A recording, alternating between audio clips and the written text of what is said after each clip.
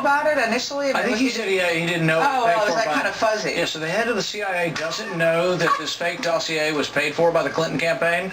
So that's either incompetence or he's lying, one of the two. Senator, he was pressed on this about Brennan yesterday, and about the security clearance. Brennan was pressed on it yesterday, and then he was pressed on, well, could it be that the president is answering to a third party, not just to the American voters?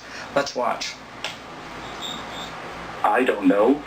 He is the one who has to account for those previous actions, and I don't know what he may be concerned about in terms of what might be divulged. Yeah, that's as the show they use to call I find his attitude and behavior toward Vladimir Putin and the Russians very, very puzzling. I don't know what it is that is behind that. I certainly don't know all the things that Mr. Trump has been involved in over the years, and I do not pretend to have that knowledge.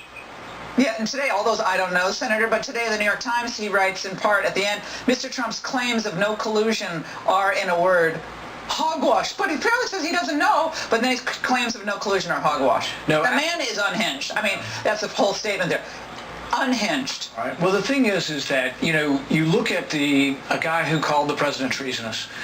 So the commander-in-chief he calls treasonous, and he's apparently that would be advocating for the death penalty for the president, and yet he still wants access to the nation's secret. You know, crazy. He knows the Russian collusion angle, and that's what Trump is trying to silence. Nixonian-type practices of trying to silence anyone who's willing to criticize this president. The larger implication here is the jeopardy to our First Amendment rights, and by extension, others. Hear that? The First Amendment. Because you really don't have freedom of speech unless you also have a top-secret government security clearance. Brennan, of course, agreed with that. He wrote a piece claiming that Trump revoked his clearance, quote, to try to silence anyone who would dare challenge him. Where was Brennan's essay about being silenced published?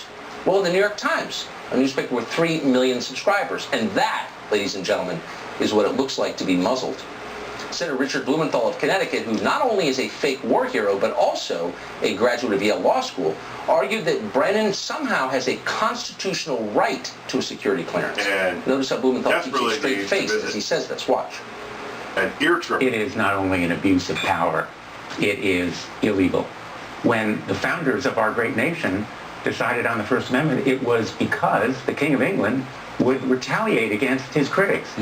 He has the authority to do a lot of things, but not in a way that violates the law. Thanks for the lesson on the law, Senator. So here's the takeaway. John Brennan has a constitutional right to a federal security clearance, though he does not work for the federal government.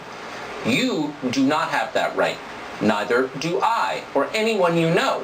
Only John Brennan has that right because he resides in a special class of elites that you are obligated to obey. And by the way, if you disagree with any of that, you are a monster. You are on the side of bloodthirsty dictators like Stalin and Pol Pot. Watch as more dumb people talk. What we're seeing today is this is what dictators do. This is a dictatorial exercise of power that should frighten. It's a clear abuse of power, and it's a mark of an authoritarian dictator. This is a striking move towards authoritarianism.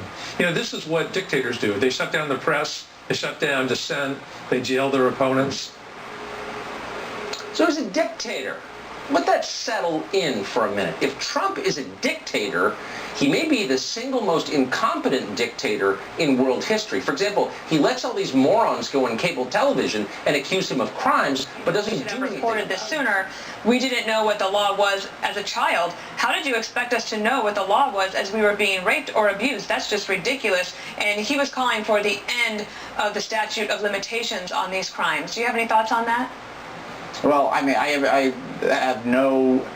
One of my main problems with the way the church has handled this is that men who committed crimes were treated as if they were simply men with some possible psychological issues. And so they didn't end up going to jail. There were bishops who knew what their priests had done and maybe reached out to the victims, certainly reached out to the priests, and then got psychological evaluations of the men and then put them back out into other parishes. So yes, there should be criminal punishments for men who did this, especially, here's the thing, there are predators, abusers in all walks of life. Why do we talk about the church so much? Because it's worse. Because the trust we put in these people, in these priests, is so profound that their abuse of it is worse. So certainly these are the last men who should be protected by some statute of limitation.